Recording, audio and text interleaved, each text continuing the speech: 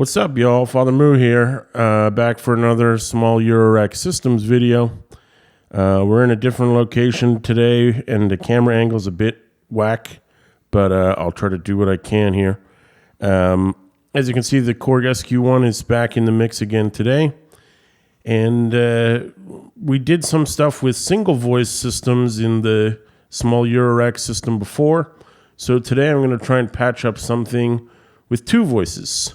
The SQ-1 is great for this because it's got this setting right here where I can have two 8-step sequences instead of one 16-step sequence.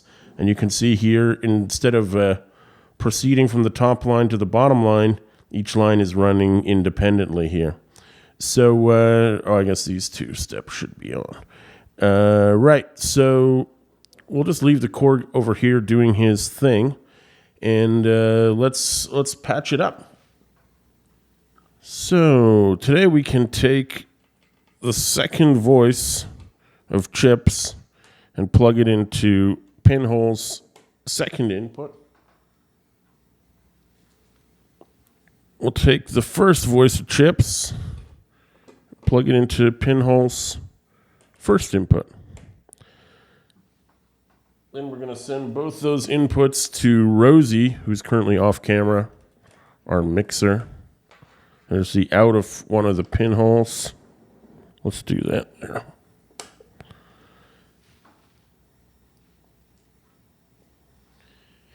And the out of another pinhole, moving to red cable, just because it's the next cable I grabbed.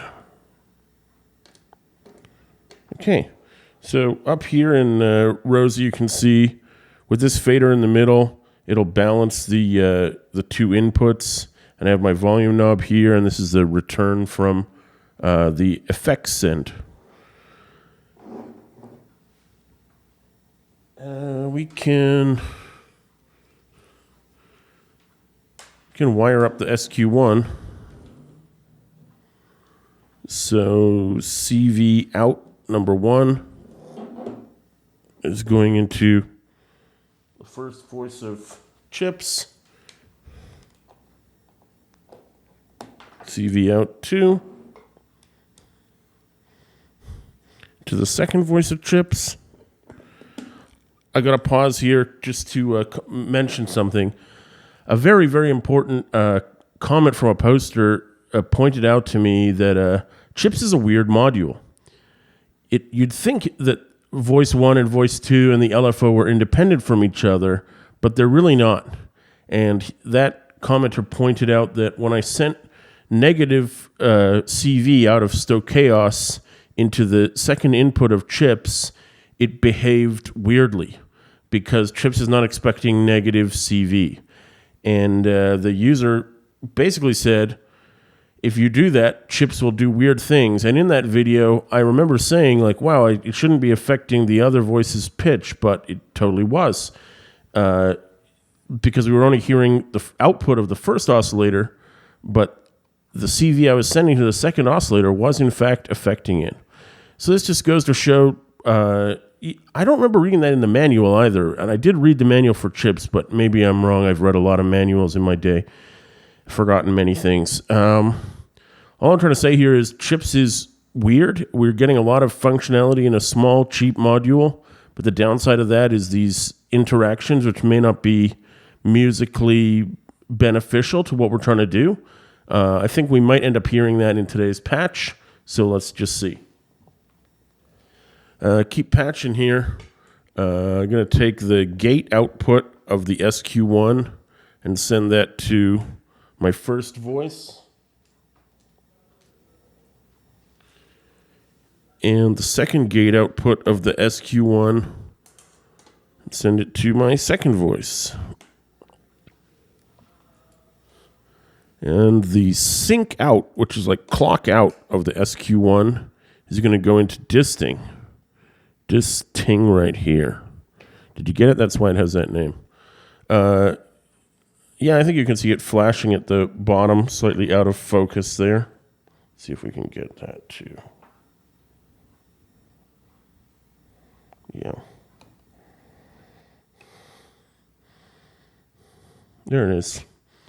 So Disting is receiving that CV signal, and that's giving him a clock to keep the delay in time with everything else. Okay, so I can see the lights on pinhole lighting up. Let's hold on a sec before we open up the volume knob. I got one more quick patch to make, which is I'm going to take the send out from Rosie and patch that into my delays audio input, which is Y. And then I'm going to take the delay only output of Disting and patch that into the mono return on Rosie. Kind of hard to see.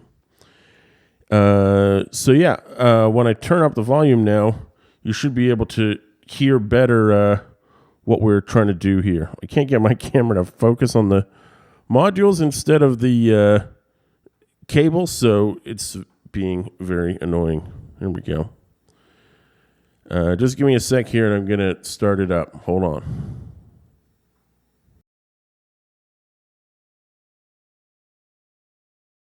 Okay, that's a little bit frustrating. Remember what I was saying about the chips? I had actually preset the machine today. I had set up the whole modular with the whole patch and tuned the oscillators to get me a pleasant set of pitches. I hadn't adjusted any of the knobs. I just removed the cables, but because of chipz's strange behavior, the modules were no longer in tune. So luckily, I recorded it when I originally set it up. So although you're going to see the positions of the colored cables change a bit, you'll have to trust me, this is the exact same patch. 2 voices from chipz and delay clocked with the Disting. Stochaos R2R and the attenuator are not being used. Neither is Ormix. I guess we'll just cut to my previous take so we can hear the tuned version. Click.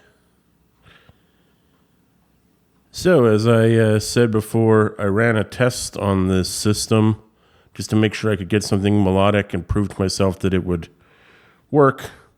So, although the colored cables may be in the wrong positions from what you saw in the walkthrough, this is my test recording beforehand just to make sure I get it down.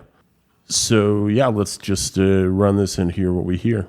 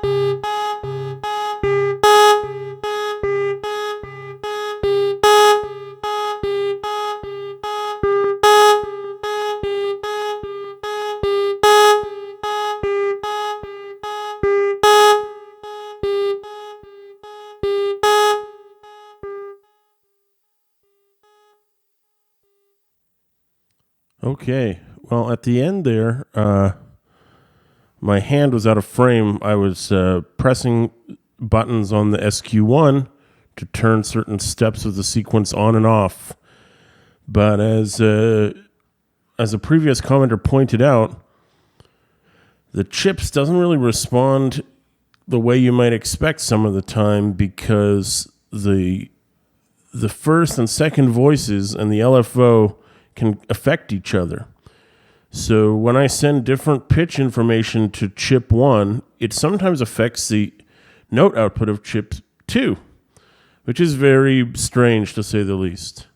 And to go back a little bit to what I was saying in a previous video about the efficiency or practicality of small systems, if you were using the chips in a big system and you just wanted to use one voice of it because you couldn't accept having the other voice interfere, you could probably just use a different oscillator for your second voice.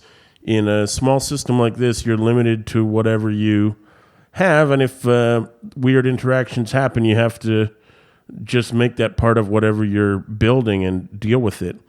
So another reason why, as I said, the small system is really a kind of anti-system or anti-design. It kind of works against itself, and if you're looking for the best way to spend your money to get the most functionality, if you really want to make a sequence like the one I made just here, a Korg Volca, as I said, could do it.